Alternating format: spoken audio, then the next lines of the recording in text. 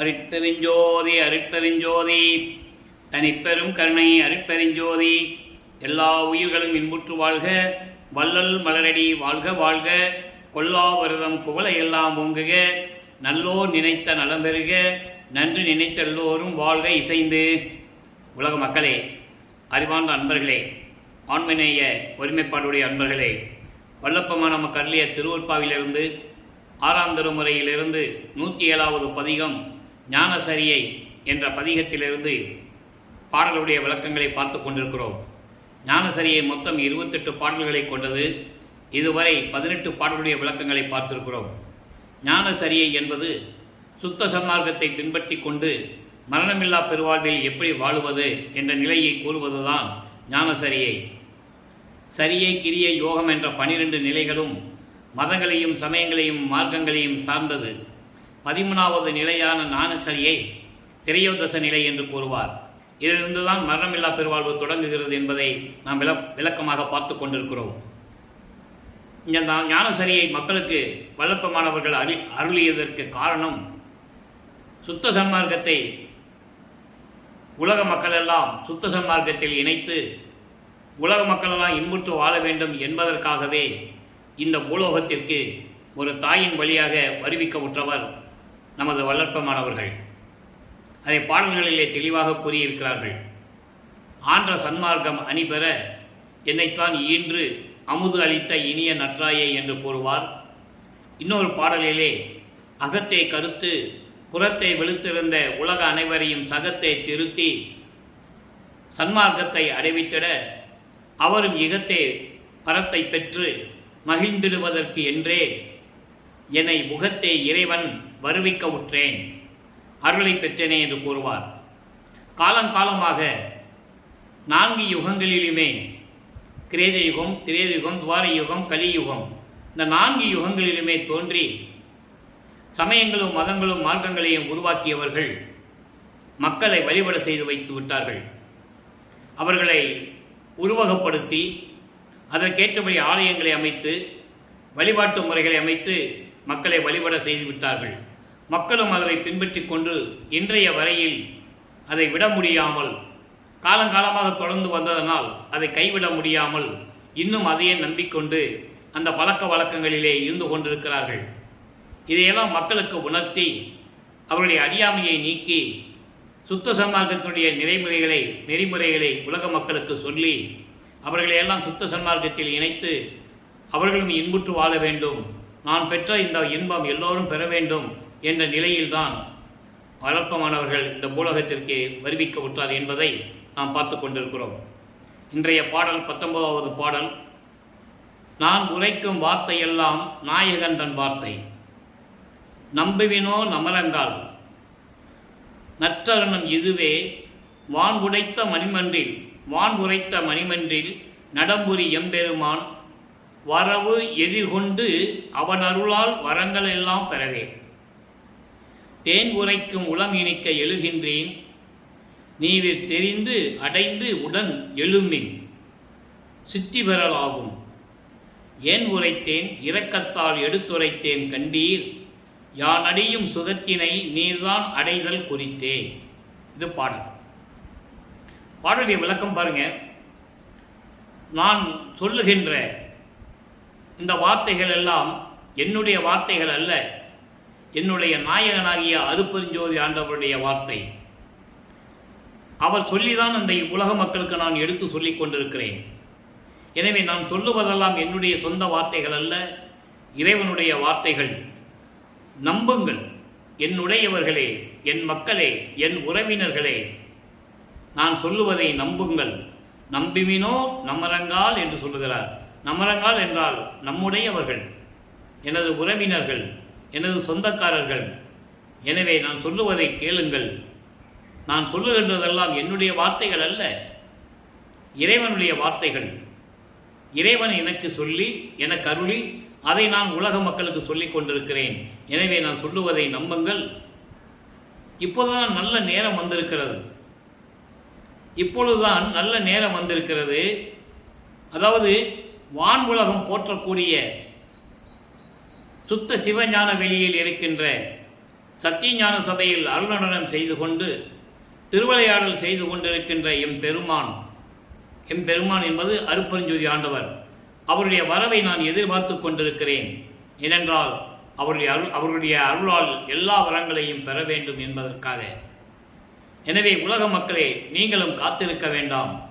விரைவில் வந்து சுத்த சன்மார்க்கத்தில் இணைந்து கொள்ளுங்கள். தேன் உரைக்கும் உளம் இனிக்க எழுகின்றேன். அதாவது உள்ளத்தில் தேன் சாப்பிட்டா எவ்வளவு இனிப்பாக இருக்குமோ, எவ்வளவு நம்ம சந்தோஷப்படுவோமோ, அதே போல் என் உள்ளம் இனிக்க, என் உள்ளம் சொல்லுகின்ற அந்த உண்மையை உங்களுக்கு நான் சொல்லுகின்றேன். எனவே உலக மக்களே, உங்களை நான் அழைக்கின்றேன். இதையெல்லாம் தெரிந்து கொண்டு சுத்த சன்மார்க்கத்தை விரைவில் அடைந்து எல்லா சித்திகளையும் நீ பெற வேண்டும். அதற்கான வழி, எல்லா சித்திகளையும், அதாவது இறைவனுடைய அருளையெல்லாம் நீங்கள் பெற வேண்டும் என்றால் உடனடியாக நீங்கள் சுத்த சன்மார்க்கத்தில் சேர்ந்து கொள்ள வேண்டும். நான் சொல்லுவதெல்லாம் இறைவனுடைய வார்த்தை. இதை நம்புங்கள். என்னுடைய உறவுகளே, சொந்தங்களே, உலக மக்களே, இதுதான் நல்ல நேரம். இதுவரையில் நீங்கள் காலம் தாழ்த்தியது போதும். காலங்காலமாக நீங்கள் உண்மையான கடவுளை, இயற்கை உண்மை விளக்க கடவுளை நீங்கள் தெரியாமல் இருந்து கொண்டிருக்கிறீர்கள்.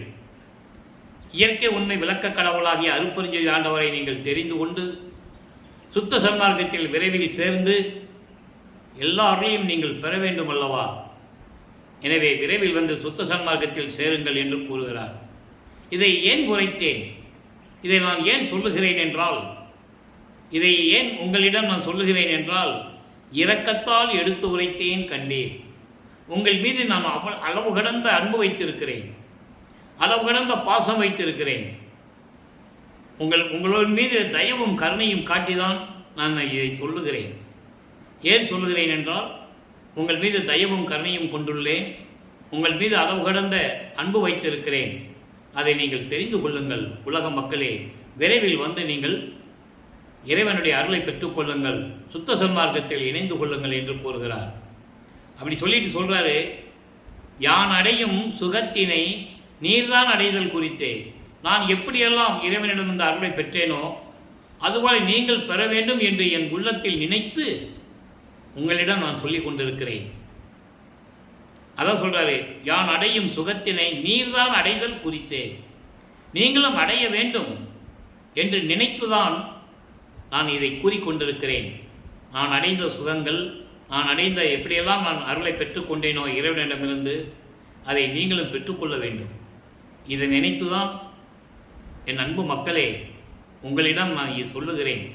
நான் சொல்லுவதெல்லாம் என்னுடைய வார்த்தைகள் அல்ல, இறைவனுடைய வார்த்தைகள். இதை நீங்கள் நம்புங்கள். இறைவன் வருகின்ற நேரம் வந்துவிட்டதல்லவா? இதுதான் நல்ல நேரம், இதுதான் நல்ல நேரம். அவனுடைய வரவை எதிர்கொண்டு நாம் அழைக்க வேண்டும், அருளை பெற்றுக்கொள்ள வேண்டும். இதை நான் ஏன் சொல்லுகிறேன் என்றால், நீங்களெல்லாம் என்னுடையவர்கள் மக்களே என்று சொல்லி உலக மக்களுக்கு சொல்லி அழைக்கிறார். இதில் யான் அடையும் சுகத்தினை என்று கூறுகிறார். அதை விலைக்கு சொல்ல வேண்டும். என்னென்ன சுகம் அடைந்தார்? இந்த பூமியிலே, இந்த பூலோகத்திலே அவர் ஒரு தாயின் வழியாக வருவிக்க உற்று 32 ஆண்டுகள் வரையிலும் சென்னையிலே இருக்கும்போது, அதாவது 1824ஆம் ஆண்டிலிருந்து 1857 ஆண்டுகள் வரைக்கும் அந்த சென்னையிலே இருந்த காலகட்டங்களில் சமயங்களையும் மதங்களையும் மார்க்கங்களையும் பின்பற்றி கொண்டு சைவ சமயத்தின் தலைவனாகிய சிவபெருமானை ஏற்றுக்கொண்டு சைவ சமயத்தின் அடையாளமாகிய திருநீரை பூசிக்கொண்டும் உத்தராட்ச மாலை போட்டுக்கொண்டும் நமச்சிவாய சிவாய நம என்று மந்திரங்களை சொல்லி சரியை கிரியை யோகம் என்ற 12 நிலைகளையும் அவர் பின்பற்றி கொண்டிருந்தார். காரணம், அவருக்கு அப்போ சுத்த சன்மார்க்கத்தை பற்றி தெரியாது. அருட்பெருஞ்ஜோதி ஆண்டவர் தான் இறைவன் என்ற நிலை அப்போ அவருக்கு தெரியாது. காரணம், இறைவன் திருவிளையாடல் செய்து கொண்டிருக்கிறார். இதை நாம் ஏற்கனவே அருட்பெருஞ்ஜோதி ஆண்டவர் திருவிளையாடல் என்ற பதிவுகளிலே நாம் பார்த்திருக்கிறோம். 350 பதிவுகளிலே நாம் தெளிவாக பார்த்துவிட்டோம். வல்லப்பெருமானவர்கள் 48 ஆண்டுகள் வரைக்கும், அதாவது 51 ஆண்டுகள் அவர் தோன்றும் துணையாக இருந்த காலகட்டங்களில் 48 ஆண்டுகள் வரைக்கும், அதாவது சென்னையிலே கருங்குழியிலே தர்மசாலையிலே வடலூரிலே இருக்கின்ற வரைக்கும் நாம் தெளிவாக பார்த்து விட்டோம். 1823ஆம் ஆண்டு வருவிக்க உற்றவர், 5/10/1823ஆம் ஆண்டு வருவிக்க உற்றவர், 30/1/1874 ஆண்டுகள் வரை 51 ஆண்டுகள் திருவிளையாடல் நடக்கிறது. இந்த 51 ஆண்டுகளையும் 8 ஆண்டுகளாக பிரித்து தன் மகனுக்கு அருளை கொடுத்து கொண்டிருக்கிறார். அதன் அடிப்படையிலே 48 ஆண்டுகள் வரைக்கும் வருவிக்க உற்று 48 ஆண்டுகள் வரைக்கும் இருந்ததை நாம் தெளிவாக அருட்பெருஞ்சோதி ஆண்டவருடைய திருவிளையாடல் என்ற பதியத்திலே பார்த்தோம். மீதம் இருக்கின்ற அந்த 3 ஆண்டுகளில் என்ன நடந்தது என்பதை தான் இப்போ நம்ம பார்த்து கொண்டிருக்கிறோம்.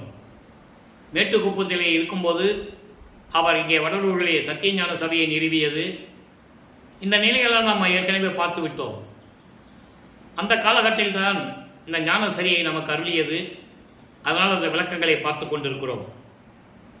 இனிமேல் சுத்த சன்மார்க்க கொடி கட்டியது, பேருபதேசம் பண்ணியது, அருட்பெருஞ்சாண்டவர் தன் மகனோடு இரண்டர கலந்து அருட்பெருஞ்சோதி ஆண்டவரானது என்ற நிலையை இனிமேல் நாம் பார்க்க போகிறோம். ஆக இந்த ஞான சரியில் இருக்கின்ற விளக்கங்களை உலக மக்களுக்கு தெளிவாக நம்ம அருளியிருக்கிறார். அதை உலக மக்களுக்கு சொல்ல வேண்டும் என்ற காரணத்தில்தான் இந்த வள்ளலார் ஊழியன் ஞானசரிய விளக்கத்தை உங்களுக்கு கூறிக்கொண்டிருக்கிறேன். இதுவும் இங்கே நான் சொல்லுகின்ற விளக்கங்களாம் என்னுடைய விளக்கங்கள் அல்ல. எனது தந்தை என்னை ஆட்கொண்டு எனக்கு தயவும் கருணையும் காட்டி என்னை ஆட்கொண்டு அவர் அளித்த விளக்கங்களே தான் நான் உங்களிடம் கூறிக்கொண்டிருக்கிறேன். நான் தமிழ் இலக்கணம் இலக்கியம் கற்றவன் அல்ல. இறைவன் என்னை ஆட்கொண்ட பிறகு அவர் கொடுத்த விளக்கங்களை தான் நான் உங்களுக்கு இந்த விளக்கத்தை கூறிக்கொண்டிருக்கிறேன். ஏற்கனவே 6 திருமுறைகளுக்கும் எனது தந்தை வல்லப்பமான அருளால் 6 திருமுறைகளுக்கும் விளக்கம் பெற்று அந்த விளக்கத்தின் அடிப்படையில் தான் உங்களுக்கு நான் கூறிக்கொண்டிருக்கிறேன். 6 திருமுறைகளுக்கும் விளக்கம் எழுதியிருக்கிறேன், இறைவனுடைய தயவாலையும் கருணையாலையும். எனவே அதனால்தான் விளக்கமாக என்னால் கூற முடிகிறது. இப்போ இந்த பாடலிலே யான் அடையும் சுகத்தினை என்று கூறுகிறார். நான் ஏற்கனவே கூறியது போல இந்த பாடல்களுக்கு வரிக்கு மட்டும் விளக்கம் சொல்லுவது நமது நோக்கம் அல்ல. அதில் கூறப்பட்ட உண்மைகளையும் சொல்ல வேண்டும். என்ன சுகத்தினை அடைந்தார்? காரணம், வல்லப்ப மாணவர்கள் வருவிக்க உற்று 203 ஆண்டுகள் முடிவடைந்த நிலையிலும் கூட அவருடைய இறைநிலையையும் கடவுளிடம் இறைவனிடம் எப்படியெல்லாம் அருளை பெற்றுக் கொண்டார் என்ற விளக்கங்களையும் உலக மக்களுக்கு தெளிவாக யாரும் கூறவில்லை என்பதனால்தான் இந்த விளக்கங்களை கூற கடமைப்பட்டிருக்கிறேன். அதனால்தான் யான் அடையும் சுகத்தினை என்பதற்காக அந்த விளக்கத்திற்கு அந்த வரிக்கு விளக்கம் சொல்வதற்கு நான் கடமைப்பட்டிருக்கிறேன். 106வது பதிகம் சுத்த சிவநிலையிலே 16வது பாடல். நல்ல கவனிங்க.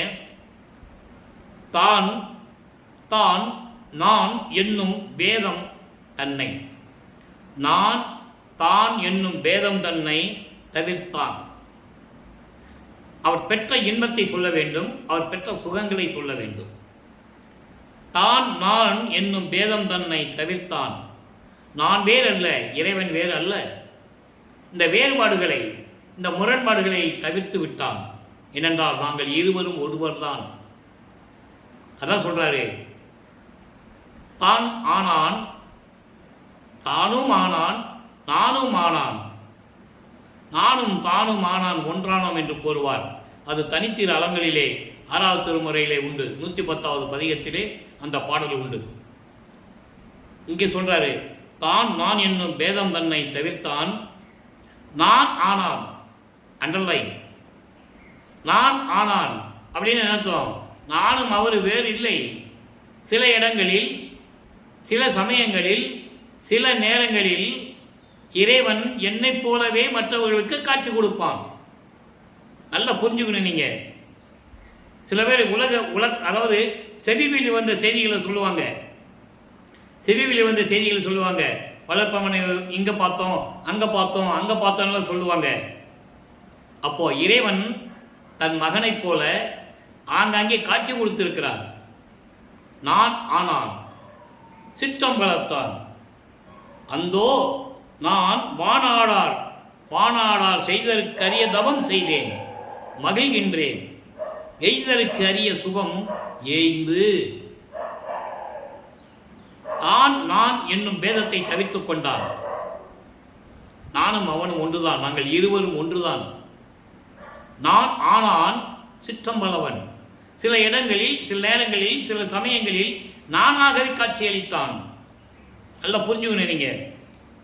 வல்லப்பெருமான் ஒரு மனிதனாக பிறந்து மனிதனாகவே இருந்தார். இறையிலே இறுதியிலே ஏதோ போனார், ரூமுக்குள்ளே போனார், கதவை போட்டிக்கினார், சாத்திக்கிட்டாரு, மறைஞ்சிட்டாரு, இப்படியே தான் சொல்லிட்டு இருக்காங்க. நல்லா புரிஞ்சுக்கணும் நீங்க. அப்போ நான் ஆனான் சிற்றம்பலவன், என்னை போலவே சில இடங்களில் என்னை போலவே காட்சியளிப்பான் எனது தந்தை இறைவன். அந்தோ நான் வானாடார் செய்ததற்கரிய தவம் செய்தேன். வானாடார் என்பது தேவர்கள் செய்ய முடியாத தவங்கள் நான் செய்தேன். தேவர்கள் செய்ய முடியாத தவம் என்ன? முனிவர்கள், ரிஷிகள், தேவர்கள் எல்லாம் சமயங்களையும் மார்க்கங்களையும் பின்பற்றி கொண்டு தவம் செய்தார்கள். சரியை கிரிய யோகம் என்ற 12 நிலைகளில் இருந்தார்கள். உண்மை வல்லப்பமணி கூறுவார். காட்டுக்குள்ளே போய் தவம் இருந்தது, குகைக்குள்ளே போய் தவம் இருந்தது, கடலுக்கு அடியில் தண்ணியில் போய் தவம் இருந்தது, மரத்துக்கடியில் உட்கார்ந்துக்கிட்டு புத்து மண் வளர்ந்து உடம்பு மூடுற அளவுக்கு தவம் இருந்தது. அது பயனற்றவை. சில காலகட்டங்களில் வரைக்கும் தான் அது உதவும். கர்ம சித்திகளை சேர்ந்தவர்கள் தெளிவாக கூறுகிறார். இது இல்லாம அவங்க செய்ய முடியாத தவம். நான் சுத்த சன்மார்க்கத்தில் இருந்து கொண்டு நோவாமல் நோன்பு இருந்தது. நோவாமல் நோன்பு என்பது இந்த உடம்பை வருத்தி உறக்கம் இல்லாமல், உணவு இல்லாமல், உடம்பில் இருக்க எலும்பு தெரிகிற மாதிரி இப்படியெல்லாம் தவம் இருந்தது இல்லை. தேவையில்லை சுத்த சன்மார்க்கத்திற்கு. அப்படி அவங்க செய்ய முடியாதெல்லாம் நான் செய்ததனால், சுத்த சன்மார்க்கத்தில் இருந்து கொண்டிருந்ததனால் எனக்கு எல்லா அருளும் கிடைத்தது. மகிழ்கின்றேன். எய்தருக்கரிய சுகம் எய்ந்து அடைய முடியாத, அவர்கள் அடைய முடியாத எல்லா நிலைகளையும் நான் அடைந்து மகிழ்கின்றேன். அதான் மகிழ்கின்றேன். எய்தருக்கரிய சுகம் எய்ந்து எல்லா அருள்களையும் பெற்றுக்கொண்டு எல்லா அருள்களையும் அடைந்து தேவர்கள் செய்ய முடியாத நிலையில் இருக்கின்ற எல்லாவற்றையும் நான் அடைந்து கொண்டேன். எல்லா அருளையும் பெற்றுக்கொண்டேன். அவர்களெல்லாம் எனக்கு நிகரானவர்கள் அல்ல என்று கூறுவார். எனக்கு யார் சரியே, எனக்கு யார் நிகர் என்று கூறுவார். தேவர்கள்லாம் செத்து செத்து பிறந்தவர்கள். செத்து செத்து பிறக்கும் இந்த தேவர்கள் என் முன் வழியிலர் என்று கூறுவார். அவர்களை விட மேலானவர் வளர்ப்பமானவர்கள் என்பதை இங்கே நான் பதிவு செய்ய கடமைப்பட்டிருக்கிறேன். அப்படி இருந்த இடத்தில் இருந்து கொண்டு அருப்பெருஞ்சோதி அகவலிலே கூறுவார். மூவரும் தேவரும் முத்தரும் சித்தரும் யாவரும் பெற்றிட இயல் என கழித்தனை. அந்த ஒரு பாடல் போதும் இதுக்கு விளக்கம் கொடுப்பதற்கு. வானாடார் செய்ததற்கரிய தவம் புரிந்தேன், தவம் செய்தேன் என்று கூறுகிறார். தேவர்கள் செய்ய முடியாத தவம் செய்தேன் என்று கூறுகிறார். அந்த ஒரு வரிக்கு அந்த பாடல் விளக்கம். மூவரும் தேவரும், மூவர் என்பது பிரம்மன், திருமால், ருத்திரன் போன்றவர்களும் மற்ற தேவர்களும் ரிஷிகளும் முனிவர்களும் யாவரும் பெற்றிட இயல், யாரும் பெற முடியாத அத்தனை அருள்களையும் எனக்களித்தனை என்று கூறுகிறார். ஏனென்றால் அவர்கள் சுத்த சன்மார்க்கத்தில் இல்லாததனால், ஆணவம், கண்மம், மாயை, மாமாயை, துரோதை போன்ற மலங்களை நீக்காததினால் அவர்கள் அந்த நிலை அடைய முடியவில்லை. முத்தியோடு சென்று விட்டார்கள். முத்தி பெற்றவர்கள். நான் ஞான சித்தி அடைந்தவன், அதனால்தான் சித்தனானேன் என்று கூறுவார். அதனால்தான் கடவுளாகிறேன், கடவுளாகிவிட்டேன் என்று கூறுவார். ஆக இப்படியெல்லாம் எல்லா நிலைகளையும் அடைந்து யான் அடையும் சுகத்தினை என்பதற்கு இந்த விளக்கம். அதன் பிறகு 87வது பதிகம் கைமாறின்மை என்று ஒரு பதிகம் இருக்கிறது. அதில் 11வது பாடல். என்ன சுகத்தை பெற்றார் என்று உலக மக்களுக்கு சொல்ல வேண்டும். ஞானசரியிலே யான் பெற்ற சுகத்தினை நீர்தான் அடைதல் குறித்தே என்று கூறிவிட்டார். என்னென்ன சுகம் பெற்றார், என்னென்ன அருளை பெற்றார்? கைமாறின்மையில் கூறுவார், நான் உனக்கு என்ன கைமாறு செய்ய போகிறேன், எங்கள் அப்பா என் தந்தையே இவ்வளெல்லாம் கொடுத்தையே நான் என்ன கைமாறு செய்ய போகிறேன் என்று கூறுவார். அதுக்கு தந்தை மகனுக்கு பதில் சொல்லுவார். அந்த பாடலும் உண்டு, ஒரு தனிப்பட்ட பாடல் உண்டு. நீ என் மகன் அல்லவா, நீ என் மூத்த மகன், என் குல மகன், என் தலைமகன், நீ நீ எதற்கு எனக்கு கைமாறு செய்ய வேண்டும் என்று ஆண்டவர் கூறியதை ஒரு பாடலிலே கூறியிருப்பார். இப்போ இந்த கைமாறின் 11வது பாடல் பாருங்க. அருள் நாட அறியா மனக்குரங்கை அடக்க தெரியாது, அதனோடு சேர்ந்து இருள் நாடு அனைத்தும் சுழன்று சுழன்று இழைத்து கலைத்தேன் எனக்கு அந்தோ தெருநாடு உலகில் மரணமுறா திறம் தந்து யான் அடையும் சுகத்தினை என்று கூறுகிறார் அல்லவா. அப்போ சுத்த சன்மார்க்கத்தில் இருந்தால் என்ன நடக்கும்? மரணமுறா திறம் தந்து அழியா திரு அளித்த கருணாநிதியே நிந்தனக்கு கைமாறு ஏது கொடுப்பேனே பாடல். அதாவது அருள்நாட அறியா மனக்குரங்கை அடக்க தெரியாது. இந்த மனக்குரங்கை, அதாவது இந்த மனத்திடம் அருளை எப்படி பெற வேண்டும் என்ற தெரியாத நிலையில் இந்த குரங்கு தாவிக் கொண்டிருந்த போது அந்த மனதை அடக்க தெரியாது. சமயங்களையும் மார்க்கங்களையும் மதங்களையும் நான் பின்பற்றி கொண்டிருந்த போது அருளை தேட வேண்டுமே, அருளை பெற வேண்டுமே, முயற்சி செய்ய வேண்டுமே என்று தெரியாமல் இந்த மனக்குரங்கு எப்படியெல்லாம் ஆட்டம் போட்டது தெரியுமா? அந்த மனக்குரங்கை அடக்க தெரியாது. அதனோடும் சேர்ந்து கொண்டு இருள் நாடு அனைத்தும் சுழன்று இருள் நாடு என்பது என்ன? இருள் சூழ்ந்த ஒரு நெறிகள், சமயங்கள், மதங்கள், மார்க்கங்கள் சொல்லப்பட்ட நெறிகள் இருள் சூழ்ந்து அறியாமையில் இருந்து கொண்டிருக்கின்ற அந்த நிலையிலே அவர்களோடு சேர்ந்து கொண்டு அதை பின்பற்றி கொண்டு சுழன்று நொந்து போனேன். துன்பங்களையும் துயரங்களையும் அனுபவித்தேனே தவிர எந்த சுகத்தையும் நான் அடைய முடியவில்லை. சுத்த சன்மார்க்கத்தை பெற்ற பிறகுதான் சுகங்களை பெற்றேன், அதனால்தான் எனக்கு லாபம் கிடைத்தது என்று சொல்லுகிறார். அப்படி இருக்கும்போது எனக்கு எந்த விதமான பலனும் இல்லை. அப்படிப்பட்ட எனக்கு இந்த பூலோகத்திலே எனக்கு தெருநாடு அருள் பக்குவத்தை கொடுத்து இந்த அருள் பக்குவத்தை கொடுத்து என்று சொல்லும்போதே ஒரு விளக்கம் தர எனக்கு கடமை இருக்கிறது. அதாவது சமயங்களையும் மதங்களையும் மார்க்கங்களையும் பின்பற்றி கொண்டிருந்த போது எனக்கு எந்த விதமான ஒரு நோக்கமும் இல்லை. எதற்காக இந்த பூலோகத்தில் வருவிக்க விட்டோம், ஏன் வருவிக்க விட்டோம் என்ற நிலை கூட எனக்கு தெரியாது. ஆகையினால் சுத்த சன்மார்க்கத்தை பெற்ற பிறகு அந்த அருள் பக்குவத்தை எனக்கு தந்தை கொடுத்தான் என்று கூறுவார். அந்த அருள் பக்குவத்தை இந்த உலகத்தில் எனக்கு கொடுத்து, இந்த பூலோகத்தில் எனக்கு கொடுத்து, மரணம் உறா திறந்தந்து மரணம் அடைய முடியாத அந்த வல்லமையை எனக்கு கொடுத்து, அதுதான் மரணமில்லா பெருவாழ்வு, அதான் யான் அடையும் சுகத்தினை என்று கூறுகிறார். அப்படிப்பட்ட மரணமில்லா பெருவாழ்வை தந்து அழியா திரு அளித்த கருணாநிதியே, அழியாத அருள்கள், அழியாத தேகம், முத்தேகம், சுத்த தேகம், புரண தேகம், ஞான தேகத்தையும் கொடுத்து, மரணமில்லா பெருவாழ்வையும் கொடுத்து, அருள் பக்குவத்தையும் இந்த பூலோகத்தில் எனக்கு கொடுத்த கருணை உள்ளம் கொண்ட இறைவனே, நான் உனக்கு என்ன கைமாறு செய்ய போகிறேன் என்று கூறுகிறார். ஆக யான் அடையும் சுகத்தினை என்பதற்கு இவ்வளவு விளக்கங்கள் இருக்கிறது. எனவே அன்பர்களே, இந்த பாடலுடைய, இந்த ஞானசரி பாடலுடைய மைய கருத்து, உலக மக்களே, நான் சொல்லுவதை நம்புங்கள். நான் சொல்லுவதெல்லாம் என்னுடைய வார்த்தைகள் அல்ல, இறைவன் கொடுத்த வார்த்தைகள், இறைவன் கொடுத்த உண்மைகள். அந்த உண்மைகளை தான் நான் உங்களுக்கு சொல்லிக் கொண்டிருக்கிறேன். இறைவன் வருகின்ற நேரம் வந்துவிட்டது. அவனை எதிர்கொண்டு அவனை வரவேற்று நாம் அருள்களை எல்லாம் பெற வேண்டும் அல்லவா? அப்போ நீங்கள் என்ன செய்ய வேண்டும்? சுத்த சன்மார்க்கத்தில் இணைய வேண்டும். விரைவில் வந்து சுத்த சன்மார்க்கத்தில் இணைந்து கொள்ளுங்கள், உடனே வாருங்கள். இதெல்லாம் ஏன் சொல்லுகிறேன் என்றால் உங்கள் மீது தயவும் கருணையும் கொண்டு நான் இருந்து கொண்டிருக்கிறேன். உங்கள் மீது அன்பும் பாசமும் கொண்டிருக்கிறேன்.